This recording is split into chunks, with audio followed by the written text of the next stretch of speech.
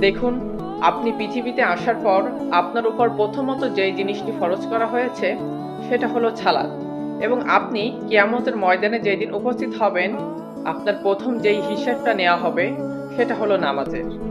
তো এজন্য must be আমাদের নামাজ পড়তেই হবে। বিকজ as-সালাতু মিফতাহুল জান্নাত।